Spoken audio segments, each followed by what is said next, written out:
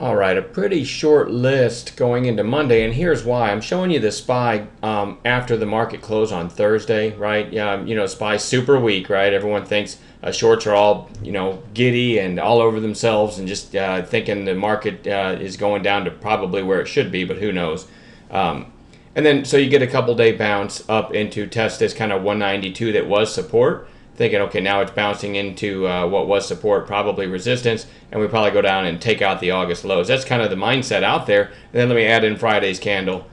We gapped down. Actually, in pre-market, we were up and rolled over and opened at the lows of pre-market, and then ripped everybody's faces off that was short. So that's the reason I don't have very many stocks, because whenever the whole market makes a huge move like this, one, usually the next day is pretty dead and choppy, but two, most charts look the same now, okay? So who knows, right? But it's nice to see a big bounce in the market. And here's the list I've come up with. Again, not very long, but you know what? Gappers might start working again. Some of these low float plays might start working. Who knows? But we'll just build our list as we go on an intraday basis. You know what? Let me back up a second. I'm going to show you Bank of America because I called this on Friday all the way down here at 1468. After it was done selling, started to go back up. The stop was literally for like 1462, 6 cents risk, and it ended up closing at the highs of the day. A huge move for Bank of America.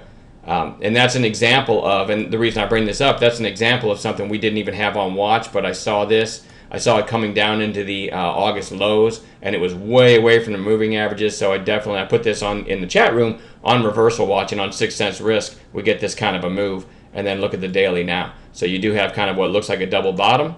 And this, again, it's an example. BAC did do everybody what, that was thinking short, what the SPY did as well, right? The early selling and then just rip people's faces off, shorts faces off anyway. So there's an example of something I didn't even have on watch for Friday, but we found on an intraday basis. I bring that up because I don't have a lot of stocks to watch for Monday, but we're pretty good at finding those reversal setups and that sort of thing too. So I threw BCEI on watch just to have an oil and gas play. It's fairly low float, and it's got really good volume on Friday.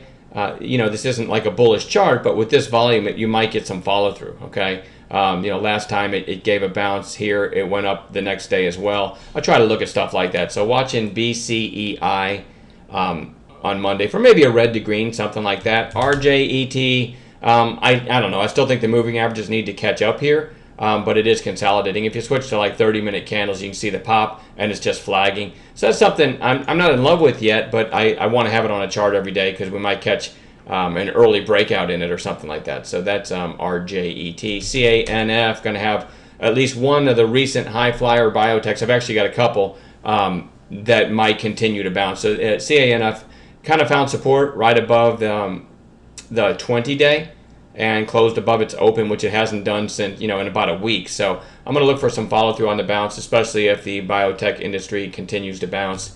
XOMA had the gap up on over 25 million shares on Thursday and a red day on Friday, but this one might catch a bounce, so that it doesn't cost me anything to have it on a chart, so I will. KND definitely overdone to the downside. I liked the fact that it gapped down. I had this on bounce watch for Friday. I like the fact that it gapped down, but it didn't meet my long setup. So I never got a trade in it, but I like the bottoming tail, I like the big volume. I think this one might have an up day on Monday. And then EVOK had this. This is a thinner stock, obviously, and every time it gets a spike, it's been thwarted, right?